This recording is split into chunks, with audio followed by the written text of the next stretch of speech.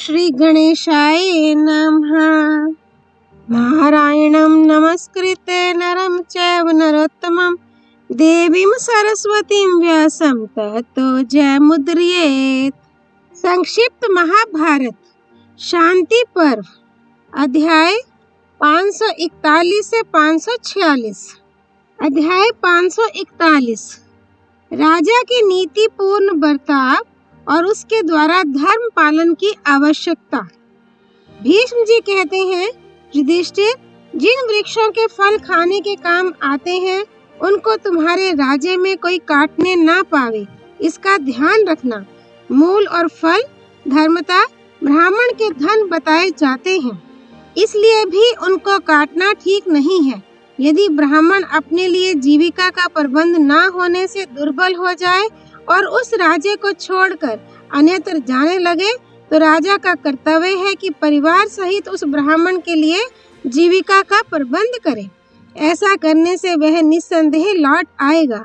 यदि इतना करने पर भी वह कुछ नहीं बोले तो प्रार्थना करनी चाहिए, भगवान मेरे पूर्व अपराध पर दृष्टि न डालिए, उसे भुला दीजिए। इस तरह विनय पूर्वक उसको प्रसन्न करना राजा का सनातन धर्म है।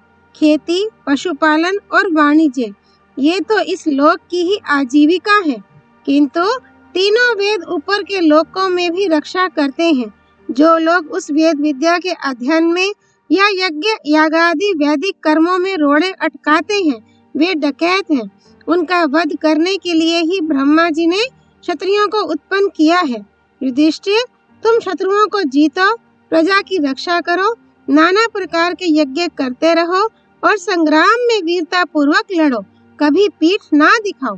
राजा को संपूर्ण लोगों की भलाई के उद्देश्य से सदा ही युद्ध के लिए तैयार रहना चाहिए और शत्रुओं की गतिविधि का पता लगाने के लिए सब और गुप्तचर तैनात कर देने चाहिए। जो लोग अपने अंतरंग या आत्मीय हों उनसे बाहरी लोगों की रक्षा करो और बाहरी लोगों से अंतरंग व्यक्तियों को बचाओ। फिर सबसे अपनी रक्षा करते हुए इस पृथ्वी की भी रक्षा करो। मुझ में क्या कमजोरी है, किस तरह की आसक्ति है, कौन सी ऐसी बुराई है जो अब तक दूर नहीं हुई और किस कारण से मुझ में दोष आता है, इन सब बातों का तुम्हें सदा विचार करते रहना चाहिए। कल तक मेरा जैसा बर्ताव रहा है उसकी लोग प्रशंसा करते हैं या नहीं। यदि अब से मेरे बर्ताव को लोग जाने तो उसकी तारीफ करेंगे या नहीं। क्या प्रांत में अथवा समूचे राष्ट्र में मेरा यश लोगों को अच्छा लगता है? ये बातें जानने के लिए विश्वास पात्र गुप्तचरों को पृथ्वी पर सब ओर घुमाते रहना चाहिए। तात युधिष्ठिर, जो धर्मज्ञ, धैर्यवान और संग्राम से कभी पीठ ना दिखाने वाले शूरवीर हैं, जो राज्य में रहकर जीविका चलाते हैं अथवा राजा के आश्रित रहकर जीते हैं, तथा जो अमात्य और तटस्थ वर्ग के लोग हैं, वे तुम्हारी प्रशंसा करें या निंदा, तुम्हें सबका सत्कार ही करना चाहिए, क्योंकि किसी का कोई भी काम सर्वथा सबको अच्छा ही लगे ऐसा संभव नहीं है। सभी प्राणियों के शत्रु, मित्र और मध्यस्थ होते हैं। भारत, माल खरीदने वाले व्यापारी तुम्हारे राज्य में अधिक टैक्स के भार से पीड़ित होकर उद्विग्न तो नहीं रहते हैं। किसान लोग ज्यादा लगान लिए जाने के कारण अत्यंत कष्ट पाकर तुम्हारा राज्य छोड़ते तो नहीं हैं, क्योंकि किसान ही राजा का भार ढोते हैं और वे ही दूसरे लोगों का भी पालन पोषण करते हैं। इन्हीं के दिए हुए अन्न से देवता, पितर, मनुष्य, सर्प, राक्षस और पशु पक्षी सबकी जीविका चलती है। यह मैंने राष्ट्र के साथ किए जाने वाले राजा के बर्ताव का वर्णन किया। इसी से राजाओं की रक्षा होती है। इसी विषय को लेकर आगे की बात भी बता रहा हूँ। ब्रह्मवेता उत्थय ऋषि ने प्रसन्न होकर युवनाश के पुत्र मांधाता को जो उपदेश दिया था वह सब तुम्हें सुना रहा हूँ, सुनो। उत्थय ने कहा, मांधाता, राजा धर्म की रक्षा और प्रचार के लिए होता है, विषय सुखों का उपभोग करने के लिए नहीं। तुम्हें ये जानना चाहिए कि राजा संपूर्ण जगत का रक्षक है। यदि वह धर्माचरण करता है तो देवता होता है और धर्म का त्याग करता है तो नरक में पड़ता है। धर्म के ही ऊपर संपूर्ण भूतों की स्थिति है और धर्म राजा के आश्रय से रहता है। परम धर्मात्मा एवं श्री संपन्न राजा धर्म का साक्षात स्वरूप कहलाता है। यदि वह धर्म का पालन नहीं करता तो देवता उसकी निंदा करते हैं और वह पाप की मूर्ति समझा जाता है। जो अपने धर्म में प्रवृत्त रहते हैं उनके ही अभिष्ट की सिद्धि देखी जाती है। सारा संसार उस मंगलमय धर्म का ही अनुसरण करता है। यदि राजा पाप को नहीं रोकता है तो देश में धार्मिक बर्ताव का उच्छेद हो जाता है और सब और महान अधर्म फैल जाता है, जिससे प्रजा को दिन रात भय बना रहता है। यह मेरी वस्तु है, यह मेरी नहीं है, ऐसा कहना कठिन हो जाता है। सत्पुरुषों की बनाई हुई कोई भी धार्मिक व्यवस्था रहने नहीं पाती। जब पाप का बल बढ़ जाता है तो मनुष्यों के लिए अपनी स्त्री, अपने पशु और अपने खेत या घर का ठिकाना नहीं रहता। देवताओं की पूजा बंद हो जाती है, पितरों का श्राद्ध रुक जाता है, अतिथियों का सत्कार नहीं होता। द्विज लोग व्रत धारण, ब्रह्मचर्य पालन पूर्वक वेदाध्ययन नहीं करते, ब्राह्मण यज्ञ नहीं करते। बूढ़े जंतुओं की तरह मनुष्यों का मन घबराहट में पड़ा रहता है। इहलोक और परलोक दोनों पर दृष्टि रखकर ऋषियों ने स्वयं ही राजा की सृष्टि की। उन्होंने सोचा, राजा सब प्राणियों में महान और धर्म का साक्षात विग्रह होगा, अतः जिसमें धर्म विराज रहा हो उसे ही राजा कहते हैं। इसलिए राजा का कर्तव्य है कि वह धर्म का पालन एवं प्रसार करे। धर्म के बढ़ने से संपूर्ण प्राणियों का अभ्युदय होता है और उसकी हानि से सबकी हानि होती है। इसलिए धर्म का लोप नहीं होने देना चाहिए। ब्रह्मा जी ने प्राणियों के कल्याणार्थ ही धर्म की सृष्टि की है, इसलिए अपने देश में धर्म का प्रचार कराना चाहिए। ये प्रजाजनों पर महान अनुग्रह होगा। राजा वही है जो धर्माचरण पूर्वक प्रजा का पालन करता है। इसलिए तुम भी काम और क्रोध को त्याग कर धर्म की ही रक्षा करो। धर्म ही राजाओं के लिए सबसे बढ़कर कल्याण करने वाला है। धर्म का मूल है ब्राह्मण, इसलिए ब्राह्मणों का सदा ही सम्मान करना चाहिए। ब्राह्मणों की इच्छा पूर्ण ना करने से राजा के ऊपर भय आता है।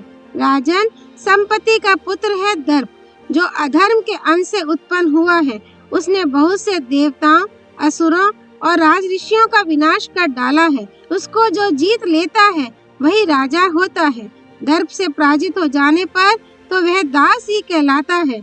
यदि तुम चिरकाल तक राज सिंहासन पर विराजमान रहना चाहते हो तो ऐसा बर्ताव करो जिससे तुम्हारे द्वारा दर्प और अधर्म को प्रोत्साहन ना मिले।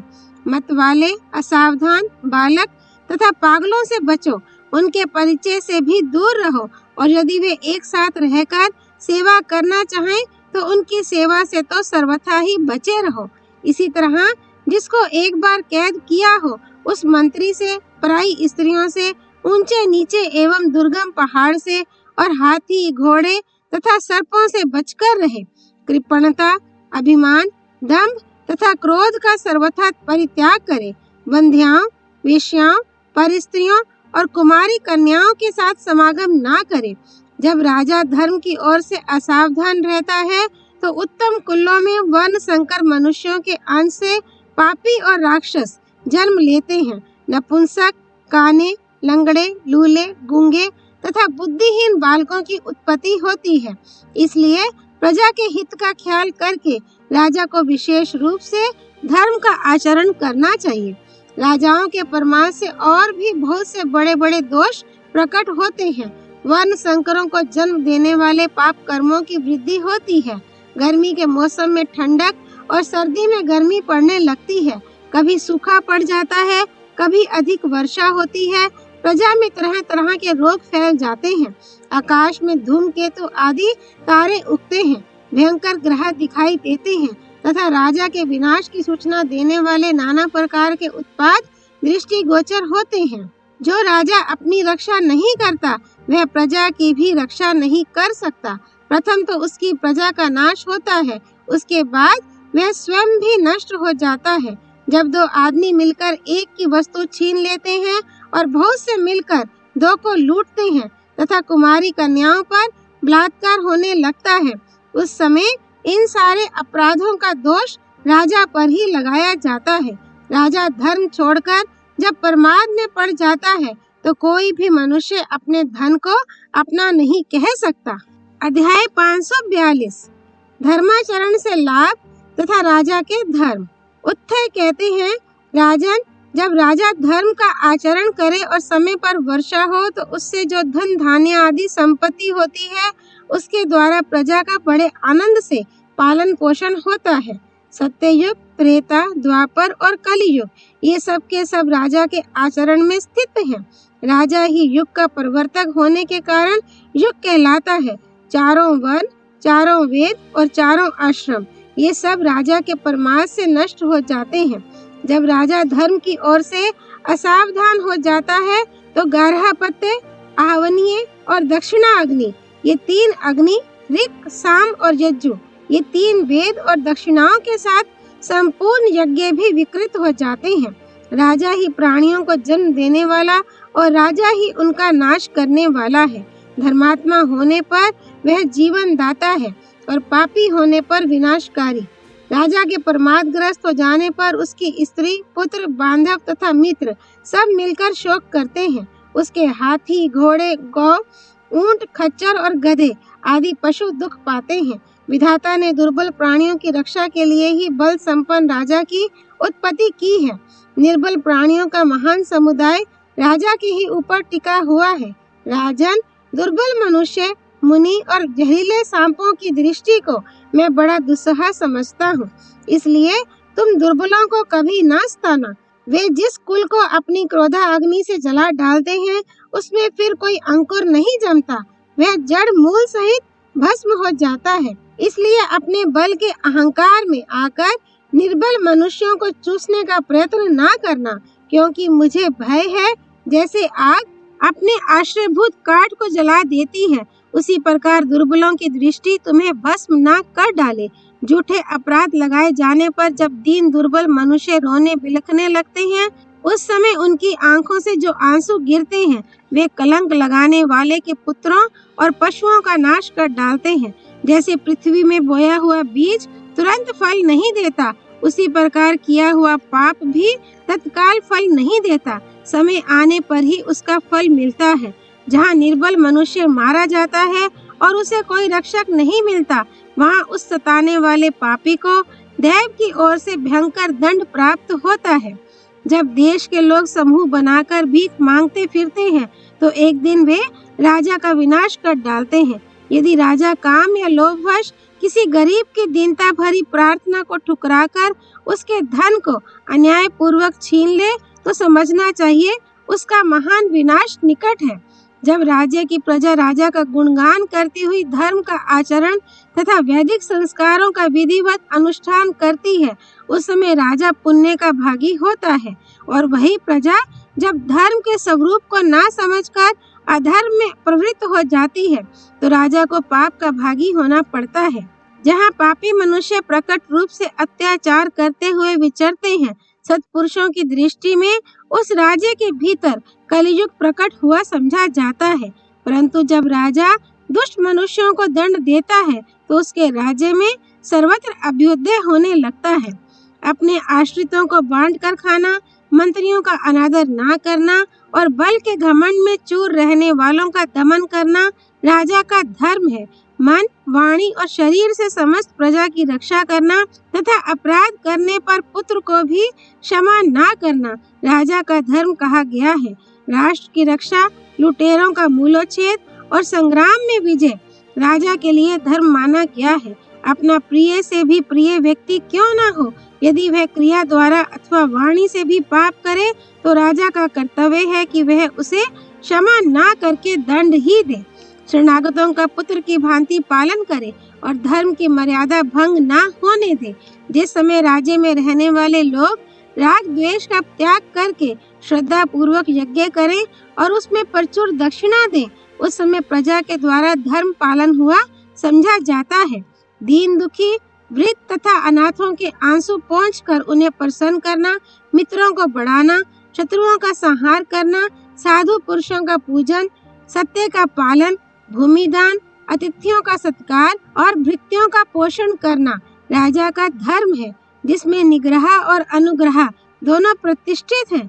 जो दुष्टों को दंड देता और सत्पुरुषों पर कृपा रखता है, उस राजा को इस लोक में और परलोक में भी सुख मिलता है। राजा दुष्टों को दंड देने के कारण यम और धार्मिकों पर अनुग्रह करने से उनके लिए परमेश्वर के समान है। जब वह अपनी इंद्रियों को संयम में रखता है तो राज्य शासन में समर्थ होता है, और जब उनको वश में नहीं रखता तो अपनी मर्यादा से नीचे गिरता है। ऋत्विक, पुरोहित और आचार्य का सत्कार करे, उनका अनादर ना होने दे तथा उनके साथ उचित बर्ताव करे। ये राजा का धर्म है। जैसे यमराज सभी प्राणियों पर समान रूप से शासन करते हैं, उसी प्रकार प्रजा को भी बिना किसी भेदभाव के सभी प्राणियों को नियंत्रण में रखना चाहिए। प्रमाद छोड़कर क्षमा, विवेक, धैर्य और सद्बुद्धि की शिक्षा लेनी चाहिए। सब प्राणियों की सामर्थ्य का ज्ञान रखना चाहिए। मीठे वचन बोलना तथा नगर और देश के लोगों की रक्षा करते रहना चाहिए। तात, राज्य की रक्षा तो वही कर सकता है जो बुद्धिमान और शूरवीर होने के साथ ही दंड देने का ढंग जानता हो।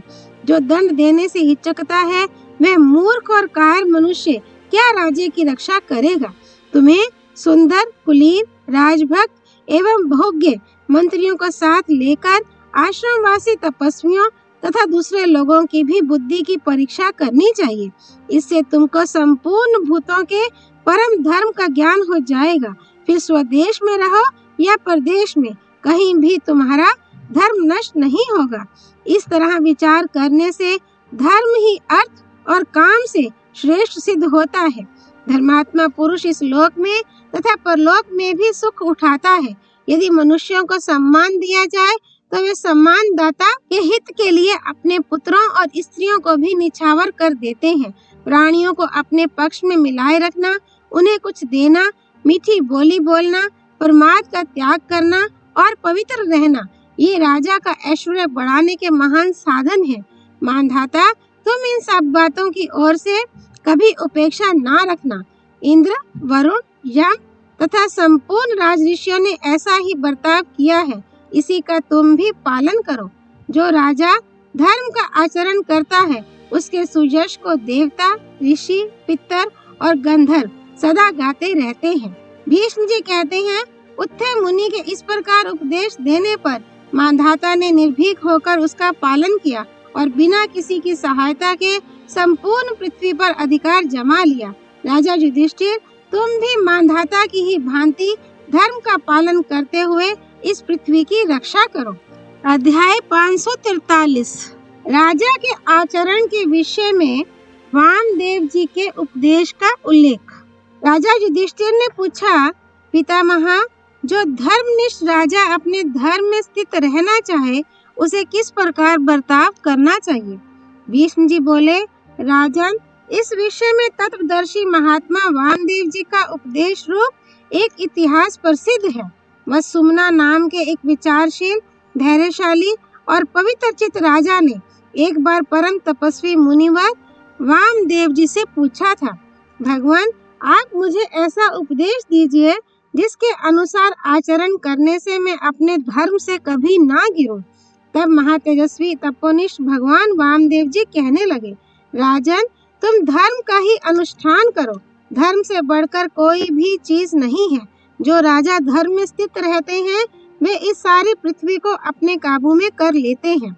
जिसकी दृष्टि में अर्थ सिद्धि की अपेक्षा भी धर्म का विशेष महत्व है और जो उसी को बढ़ाने का विचार करता है, धर्म के कारण उसकी बड़ी शोभा होती है। इसके विपरीत जो राजा अधर्मोन्मुख होकर बलात् उसी का आचरण करता है, उसे धर्म और अर्थ बात की बात में छोड़कर चले जाते हैं। जो दुष्ट अपने पापी मंत्री की सहायता से धर्म की हानि करता है, वह अपने परिवार के सहित प्रजा का वध्य हो जाता है। उसका सर्वनाश होने में देरी नहीं लगती। किंतु जो हितकारी बातों को ग्रहण करने वाला, ईर्ष्या शून्य, जितेंद्रिय और बुद्धिमान होता है, उस राजा की इसी प्रकार वृद्धि होती है जैसे नदियों के प्रवाह से समुद्र की। राजा को चाहिए कि धर्म, अर्थ, काम, बुद्धि और मित्रों से संपन्न होने पर भी अपने को कभी पूर्ण ना समझे। ये धर्मादि ही राजा की लोक यात्रा के आधार हैं। इन्हीं के द्वारा उसे यश, कीर्ति, वैभव और प्रजा की प्राप्ति होती है। किंतु जो राजा कृपण, स्नेह शून्य, दंड के द्वारा प्रजा को दुख देने वाला और बुद्धिहीन होता है तथा जिसे अपराधी की भी पहचान नहीं होती, उसकी लोक में अपकीर्ति होती है और मरने पर नरक में जाना पड़ता है। तथा जो दूसरों का मान करने वाला, दानी, मधुरभाषी, धर्म के विषय में गुरु की सम्मति से चलने वाला, अपने अर्थ को स्वयं समझने वाला और धर्म को ही सबसे बड़ा लाभ मानने वाला होता है, वह राजा बहुत दिनों तक सुख भोगता है। जिस राज्य में अपने बल के घमंड से राजा दुर्बलों पर अत्याचार करने लगता है, वहाँ उसके अनुयायी भी इसी प्रकार के आचरण को अपनी जीविका का साधन बना लेते हैं। वे लोग तो उस पापी राजा का ही अनुसरण करते हैं।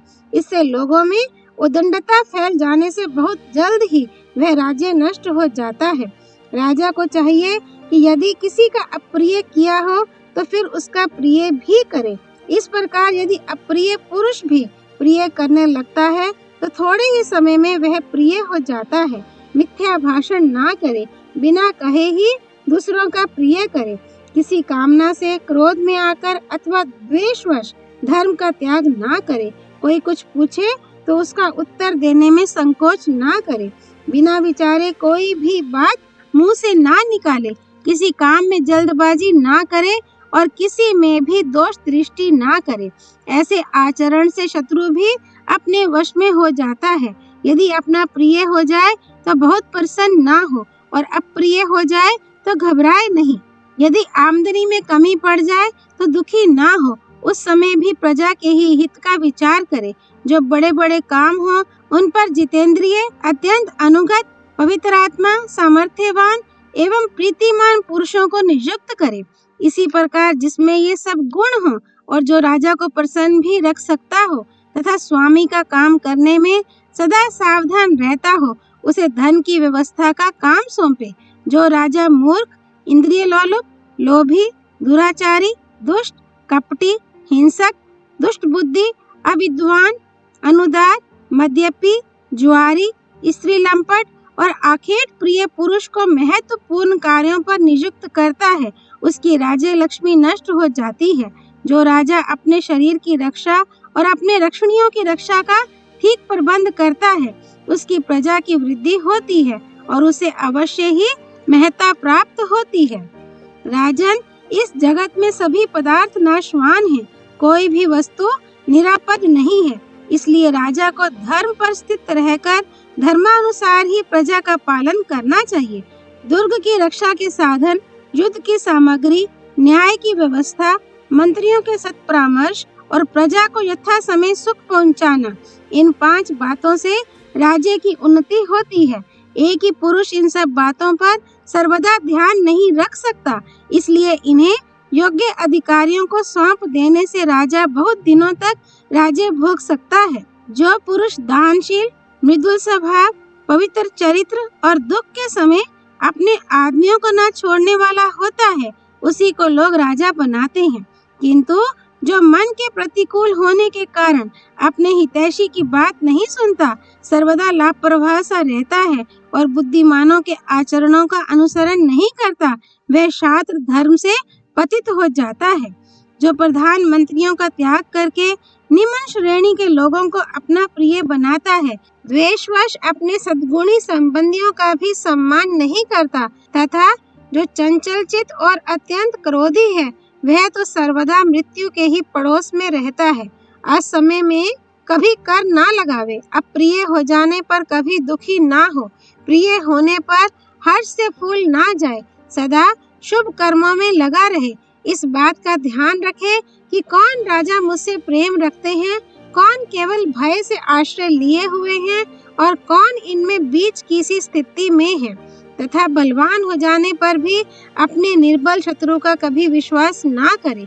जो लोग पाप बुद्धि होते हैं, वे अपने सर्वगुण संपन्न और प्रिय भाषी स्वामी से भी द्रोह करने में नहीं चूकते, इसलिए ऐसे लोगों का कभी विश्वास ना करें। यदि राज्य की जड़ मजबूत ना हो तो राजा को अनधिकृत देशों पर अधिकार करने की इच्छा नहीं करनी चाहिए। क्योंकि जिसके मूल में ही दुर्बलता है उस राजा को इस प्रकार का लाभ होना संभव नहीं है। किंतु जिस राजा का देश प्रशस्त, धन धान्य से पूर्ण, राजभक्त और संतुष्ट हो तथा जिसके मंत्री सुयोग्य हों और सैनिक संतुष्ट, सुशिक्षित एवं शत्रुओं को खदेड़ने में समर्थ हो, वह थोड़ी सी सेना से भी विजय प्राप्त कर सकता है। जिस राजा के पुरवासी और देशवासी जीवों पर दया करने वाले और धन संपन्न होते हैं, उसकी जड़ मजबूत कही जाती है। जिसका वैभव दिनों दिन बढ़ रहा हो, जो सब प्राणियों पर दया रखता हो, काम करने में फुर्तीला हो और अपने शरीर की रक्षा का ध्यान रखता हो, उस राजा के राज्य की उत्तरोत्तर वृद्धि होती है। बुद्धिमान राजा को ऐसा काम कभी नहीं करना चाहिए जिसे भले आदमी बुरा समझते हो। उसे ऐसे काम में ही मन लगाना चाहिए जिससे सबका हित हो। जो राजा इस प्रकार का बर्ताव करता है, वह इस लोक और परलोक दोनों को सुधार कर विजय प्राप्त करता है। भीष्म जी कहते हैं, वामदेव जी के इस प्रकार कहने पर राजा वसुमना ने सब काम उसी रीति से किए। यदि तुम भी ऐसा ही आचरण करोगे तो निस्संदेह अपने दोनों लोक बना लोगे। अध्याय 544 युद्ध नीति का वर्णन। राजा युधिष्ठिर ने पूछा, पितामह, यदि कोई क्षत्रिय राजा दूसरे क्षत्रिय राजा पर चढ़ाई कर दे तो उसे उसके साथ किस प्रकार युद्ध करना चाहिए? भीष्म जी बोले, युधिष्ठिर, यदि वह कवच पहने हुए ना हो तो उसके साथ युद्ध नहीं करना चाहिए। हाँ, कवच धारण करके आवे तो स्वयं भी तैयार हो जाए और एक पुरुष के साथ अकेला ही युद्ध करे।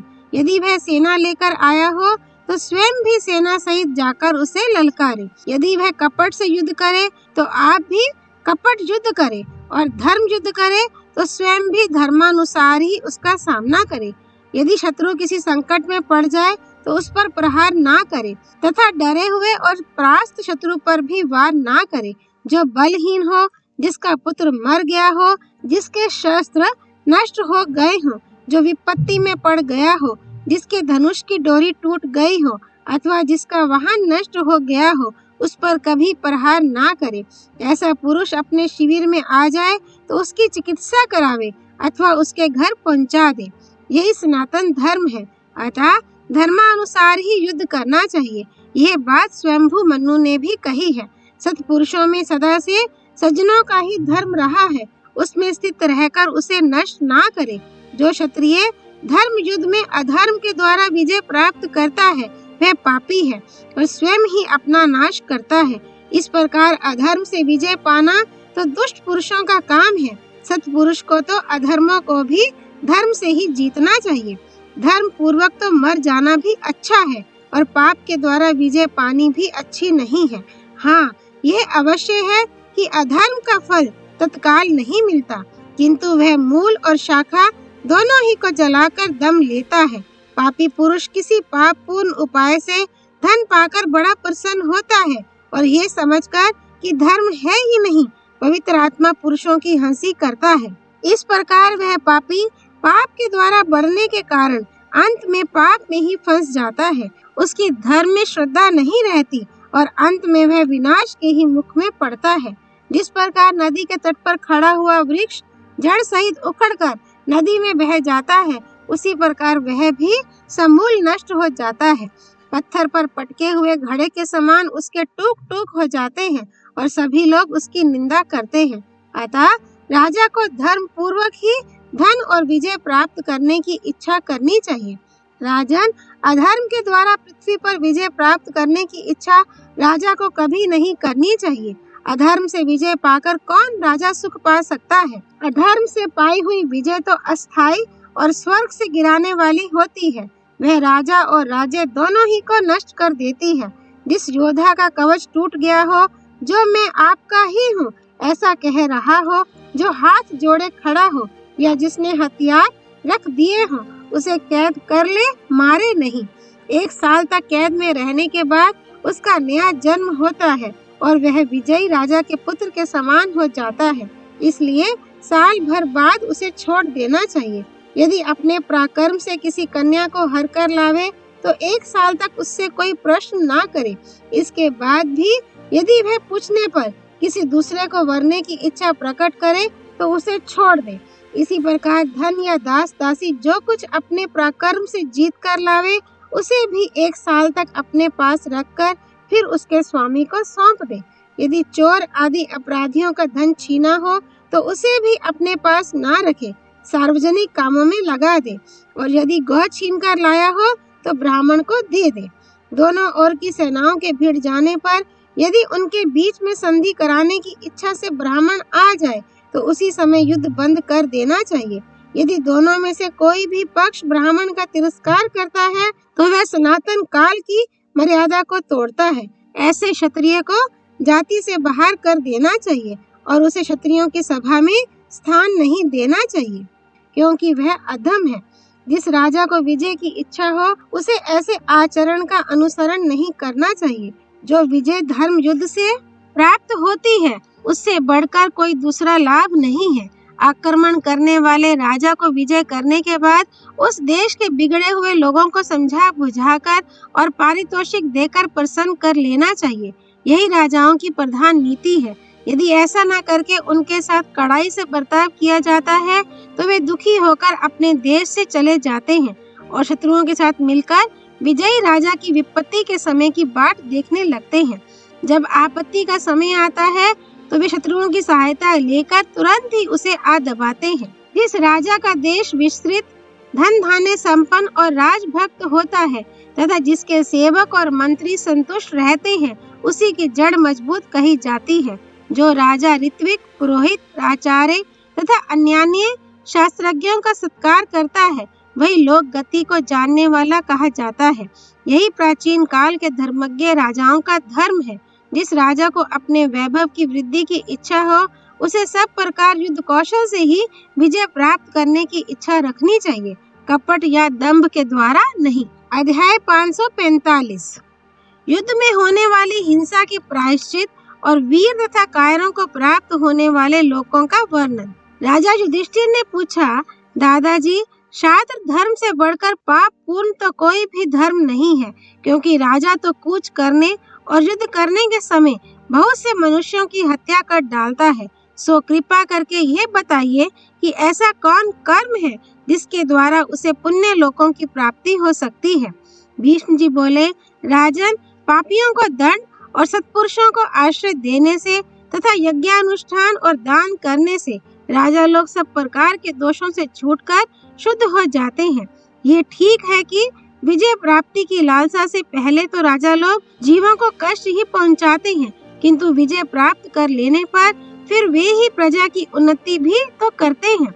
वे दान, यज्ञ और तप के प्रभाव से अपने सारे पाप नष्ट कर डालते हैं, फिर तो उनके पुण्य की ही वृद्धि होती है। जिस प्रकार खेती निराने वाला पुरुष खेत की सफाई करने के लिए घास फूस को उखाड़ डालता है, किंतु इससे उस खेती का कुछ भी नहीं बिगड़ता, उसी प्रकार जो शस्त्र चलाकर तरह तरह से सेना को संतप्त कर रहा है, उस राजा के इस कर्म का यही पूरा प्रायश्चित है कि फिर युद्ध से बचे हुए लोगों की उन्नति होने लगती है।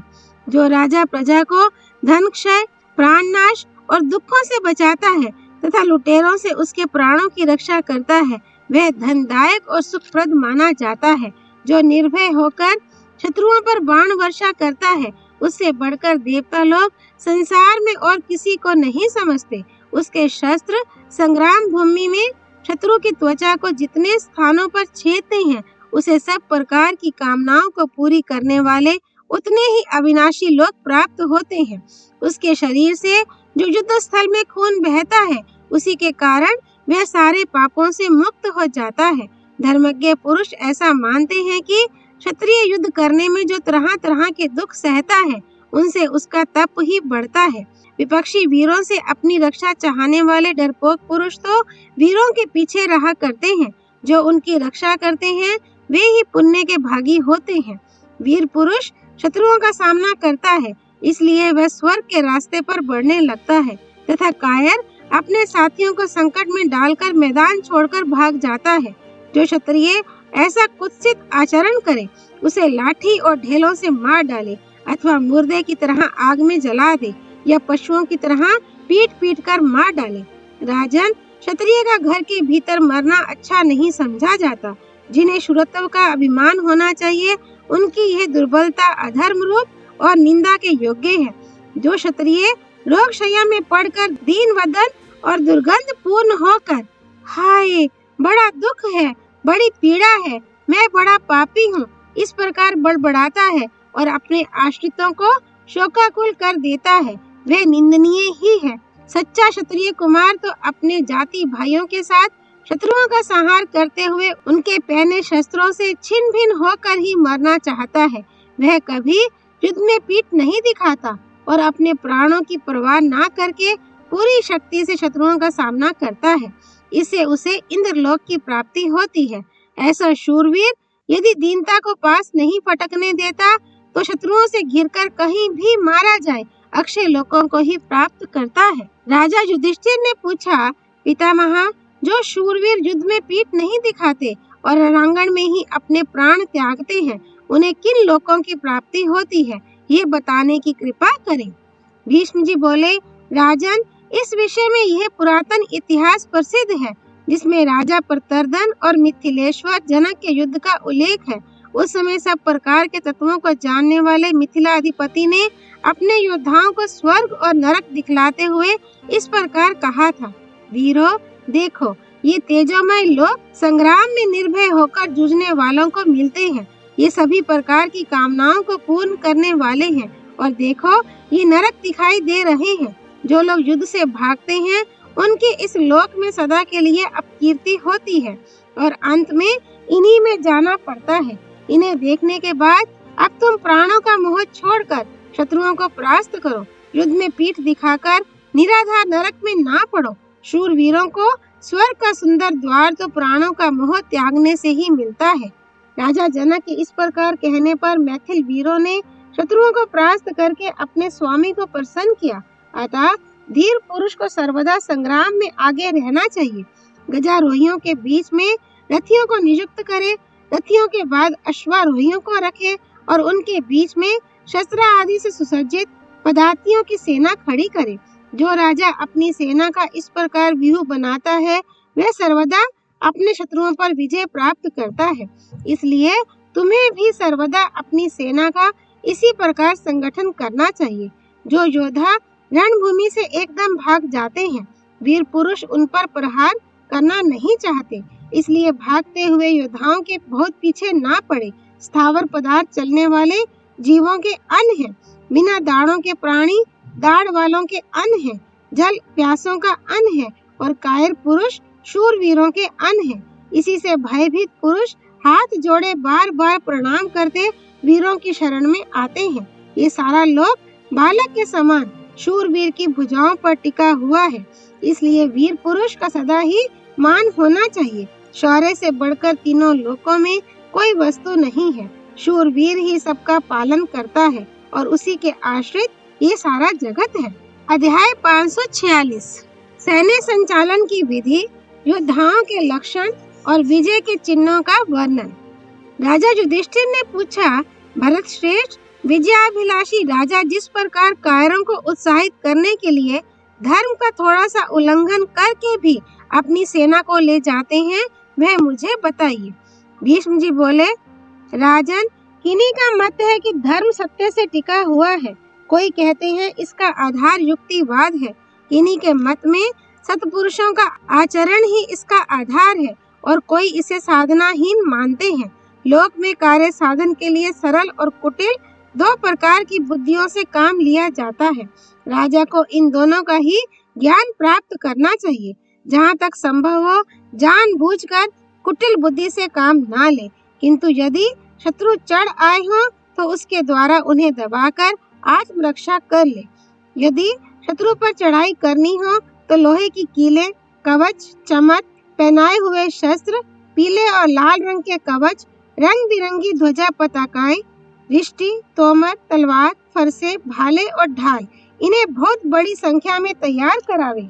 यदि शस्त्र तैयार हों और योद्धा भी शत्रु पर विजय पाने पर तुले हुए हों तो चैत्र या मार्गशीर्ष के महीनों में चढ़ाई करना अच्छा होता है, क्योंकि उस समय खेती पक जाती है, पृथ्वी पर जल की प्रचुरता होती है और ऋतु भी ना अधिक ठंडी होती है ना अधिक गर्म, इसलिए उसी समय चढ़ाई करे अथवा जिस समय शत्रु आपत्ति में जान पड़े उस समय उस पर आक्रमण कर दे। शत्रु के दबाने के लिए यही अवसर अच्छे माने गए हैं। सेना के कूच के लिए वह रास्ता अच्छा होता है जो चौरस हो और जिसमें जल और घास का सुपास हो।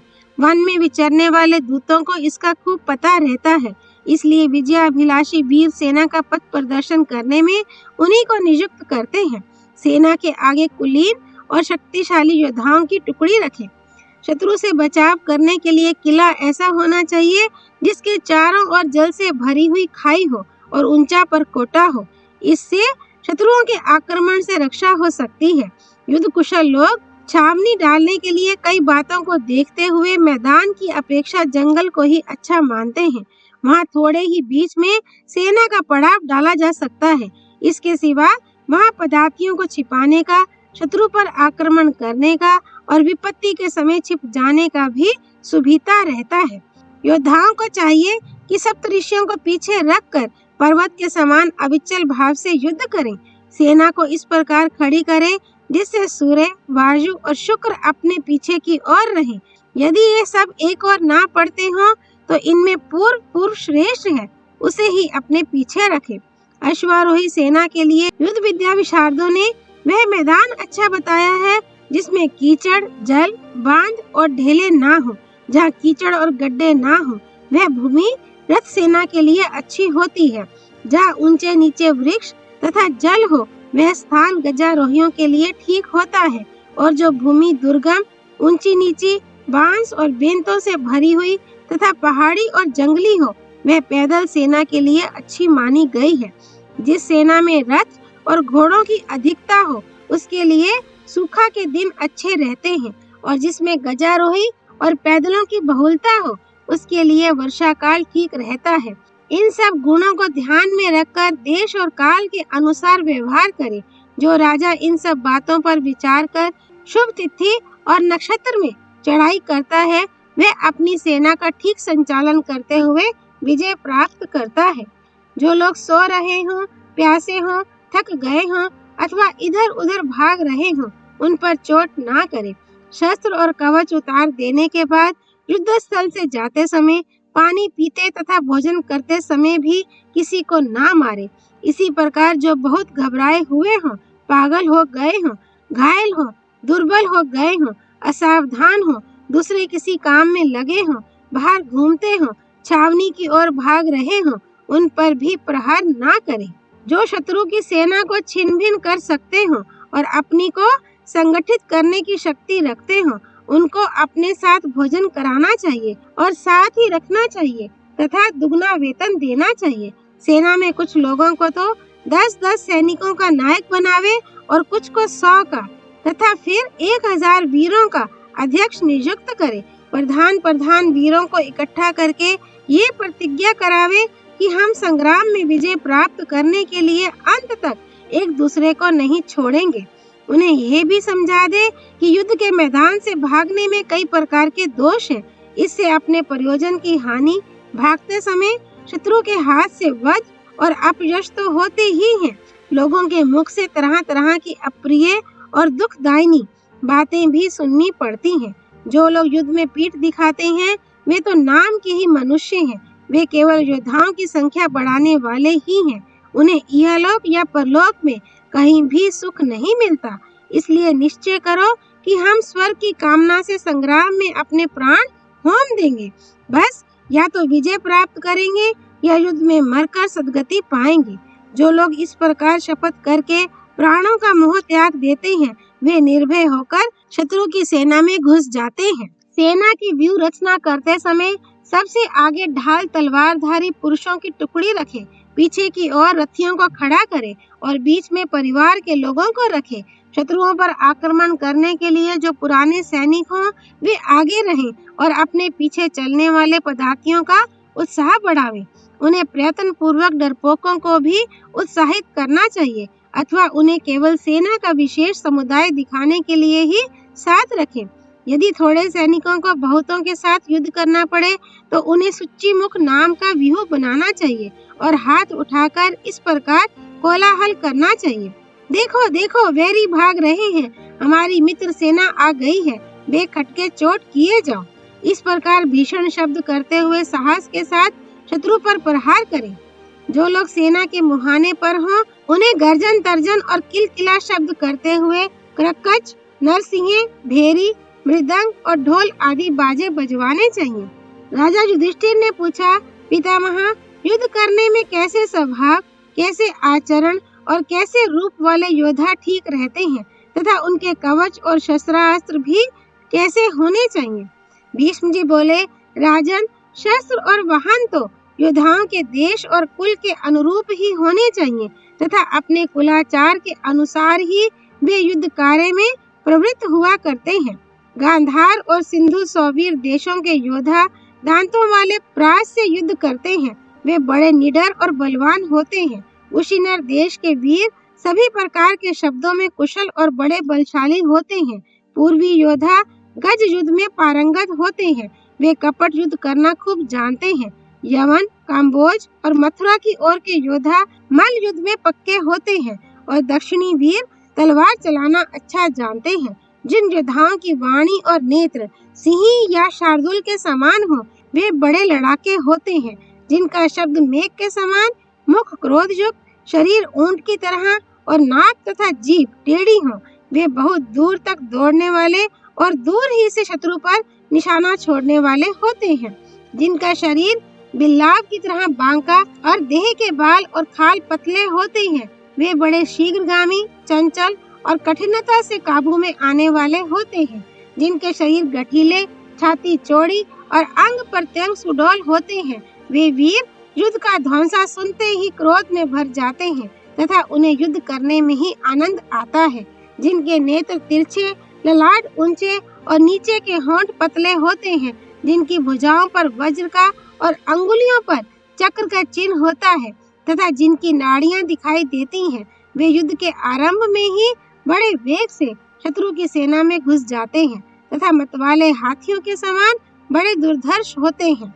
जिनके बालों के अग्रभाग पीले और छितराए हुए, पसलियां ठोड़ी और मुंह चौड़े तथा कंधे ऊंचे होते हैं, गर्दन मोटी और पिंडली भारी होती है तथा सिर गोल और स्वर कठोर होता है, वे बड़े क्रोधी होते हैं और युद्ध में शत्रु पर एकदम टूट पड़ते हैं। जिन्हें धर्म का ज्ञान नहीं होता, जो अभिमानी, उग्र तथा देखने में भयंकर होते हैं, ऐसे मनुष्य प्रायः नीच जाति के हुआ करते हैं। वे भी जीने मरने की परवाह छोड़कर युद्ध करते हैं, कभी पीछे पैर नहीं हटाते। उन्हें सेना में सदा आगे रखना चाहिए। वे साहस के साथ शत्रुओं की चोट सहते और उन पर भी प्रहार करते हैं। उन अधर्मी पुरुषों को मर्यादा पालन का ख्याल नहीं रहता, वे कभी कभी अकारण ही राजा पर भी बिगड़ उठते हैं। अतः उन्हें मीठी बातों से समझा बुझा कर ही काबू में रखना चाहिए। युधिष्ठिर ने पूछा, पितामह, सेना की विजय के शुभ लक्षण कौन कौन से हैं? मैं उन्हें जानना चाहता हूँ। भीष्म जी ने कहा, युधिष्ठिर, जिन शुभ लक्षणों को देखकर सेना के विजयी होने का अनुमान किया जाता है, उन्हें बताता हूँ, सुनो। दैव के प्रकोप से ही मनुष्यों पर काल की प्रेरणा होती है। इस बात को अपनी ज्ञान दृष्टि से जानकर विद्वान लोग उसका प्रायश्चित करते हैं। जप, होम आदि मांगलिक कर्मों का अनुष्ठान करके दैवी उपद्रव को शांत कर देते हैं। जिस सेना के वाहन और सैनिक प्रसन्न एवं उत्साह युक्त दिखाई दे, उसकी विजय अवश्य होती है। यदि सेना की रण यात्रा के समय पीछे से मंद मंद हवा चले, सामने इंद्रधनुष का उदय हो, धूप निकली हो, थोड़ी थोड़ी देर में बादलों की छाया होती रहे तथा गीदड़, गिद्ध और कौवे अनुकूल दिशा में आ जाएं, तो विजय मिलने में संदेह नहीं रहता। बिना धुएं की ऊपर उठती हुई आग की ज्वाला अथवा दाहिनी ओर जाती हुई लपटों का दिखाई देना तथा होम की पवित्र सुगंध का आना, ये भावी विजय के शुभ चिन्ह हैं। शंखों की गंभीर ध्वनि, रणभेरी की ऊंची आवाज और योद्धाओं का अनुकूल रहना भी भविष्य में होने वाली विजय के शुभ लक्षण है। सेना के कूच करते समय मृगों के झुंड का पीछे या बाईं ओर दिखाई देना तथा युद्ध काल में दाहिने रहना शकुन है, किंतु सामने की ओर दिखाई देना अच्छा नहीं है। हंस, क्रौंच, शतपत्र और नीलकंठ आदि पक्षी मंगल सूचक शब्द करते हों और सैनिक उत्साह संपन्न एवं प्रसन्न दिखाई दे तो भावी विजय का अनुमान होता है। जिनकी सेना तरह तरह के शस्त्र, यंत्र, कवच तथा ध्वजाओं से सुशोभित हो, जिनके लड़ने वाले जवानों के चेहरे पर प्रसन्नता की झलक हो तथा दुश्मनों को जिनकी फौज की ओर देखने का भी साहस न होता हो, वे निश्चय ही अपने शत्रुओं को परास्त करते हैं। जिनके सैनिक स्वामी की सेवा में उत्साह रखने वाले, अहंकार रहित, आपस में एक दूसरे का हित चाहने वाले तथा सदाचार का पालन करने वाले हों, उनकी होने वाली विजय का यही शुभ लक्षण है। जब योद्धाओं के मन को प्रिय लगने वाले शब्द, स्पर्श तथा सुगंध प्राप्त हो तथा उनके भीतर धैर्य का संचार हो रहा हो तो इसे विजय का द्वार समझना चाहिए। यदि कौवा युद्ध में प्रवेश करते समय दाहिने भाग में और प्रविष्ट हो जाने के बाद वाम भाग में शब्द करता हुआ आ जाए तो शुभ है। पीछे की ओर होने से भी वह कार्य की सिद्धि करता है, किंतु सामने होने पर विजय में बाधा डालता है।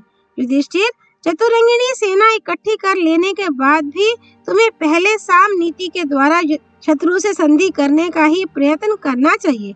युद्ध में मार काट करने के बाद जो विजय मिलती है वह उत्तम नहीं समझी जाती। वह भी अचानक या दैवेच्छा से ही प्राप्त होती है, उसका पहले से कोई निश्चय नहीं रहता। इसके सिवा बड़ी सेना में जब भगदड़ मच जाती है तो उसे रोकना कठिन हो जाता है। जैसे मृगों के झुंड में से एक के भागने पर सब भागने लगते हैं, यही दशा बड़ी सेना की भी होती है। उसमें कितने ही बलवान वीर क्यों न हो, कुछ लोग भाग रहे हैं इतना ही देखकर सब भागने लगते हैं। यद्यपि उन्हें भागने का कारण मालूम नहीं रहता है, किंतु अच्छे कुल में उत्पन्न, परस्पर संगठित एवं राजा द्वारा सम्मानित हुए 5-6 वीर भी यदि मरने मारने का निश्चय करके युद्ध में डटे रहे तो वे शत्रुओं पर विजय पा जाते हैं। जब तक संधि होने की संभावना हो तब तक युद्ध नहीं छेड़ना चाहिए। पहले साम नीति का आश्रय लेकर शत्रुओं को समझाने का प्रयत्न करें। इससे काम ना चले तो भेद नीति के अनुसार उनमें फूट डालने की कोशिश करें। इसमें भी सफलता ना मिले तो दान नीति का प्रयोग करें। धन देकर शत्रु के सहायकों को वश में करने का प्रयास करें। जब किसी तरह युद्ध रोकने में कामयाबी ना हो तो अंत में युद्ध करना चाहिए। कुंती नंदन, सत्पुरुषों को ही क्षमा करना आता है, दुष्टों को नहीं। क्षमा करने और ना करने का प्रयोजन बताता हूँ, इसे समझो। जो राजा शत्रुओं को जीत लेने के बाद उनके अपराध क्षमा कर देता है, उसका यश बढ़ता है, शत्रु भी उस पर विश्वास करने लगते हैं। राजा को चाहिए कि वह पुत्र की ही भांति अपने शत्रु को भी बिना क्रोध किए ही वश में करे, उसका विनाश ना करे। युधिष्ठिर, राजा यदि उग्र स्वभाव का होता है तो सब प्राणी उसे द्वेष करने लगते हैं, और कोमल हुआ तो सब उसकी अवहेलना करते हैं। इसलिए उसे आवश्यकता अनुसार उग्रता और कोमलता दोनों से काम लेना चाहिए। शत्रु पर प्रहार करने से पहले और प्रहार करते समय भी उससे मीठे वचन बोले। प्रहार के बाद भी शोक प्रकट करते हुए उसके प्रति दया दिखावे और शत्रु को सुनाकर कहे, ओहो, इस युद्ध में मेरे सिपाहियों ने जो इतने वीरों को मार डाला है, ये मुझे अच्छा नहीं लगा, इससे मैं प्रसन्न नहीं हूँ। मैंने बारंबार मना किया तो भी इन्होंने मेरे कहने पर ध्यान नहीं दिया। उफ, ये वीर तो किसी तरह मारने योग्य नहीं थे। इन्होंने संग्राम से कभी पीछे पैर नहीं हटाए। ऐसे सत्पुरुष इस संसार में दुर्लभ हैं।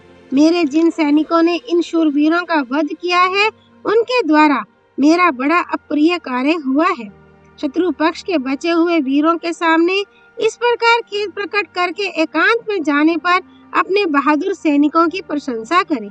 जिन्होंने शत्रु वीरों का वध किया हो, उनका विशेष सम्मान करें। इसी तरह शत्रु को मारने वाले अपने पक्ष के वीरों में से जो घायल हों अथवा मारे गए हों, उनकी हानि के लिए दुख प्रकट करते हुए विलाप करें, उनका हाथ पकड़कर धैर्य दें।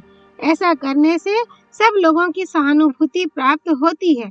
इस प्रकार जो सब अवस्थाओं में साम आदि नीतियों से काम लेता है, वह धर्मज्ञ राजा सबका प्रिय होता है। उसको किसी से भय नहीं रहता, सब प्राणी उसका विश्वास करने लगते हैं। विश्वास पात्र हो जाने पर वह इच्छा अनुसार राष्ट्र का उपभोग कर सकता है। अतः जो पृथ्वी का राज्य भोगना चाहता हो, उस राजा को चाहिए कि सबका विश्वास भाजन बने और भूमंडल की सब ओर से रक्षा करे। ओम तत्सत। नर नारायण भगवान श्री कृष्ण की जय। भगवती सरस्वती देवी की जय। भगवान व्यास अवतार श्री कृष्ण द्वैपायन की जय। श्री हरि अर्पणमस्तु।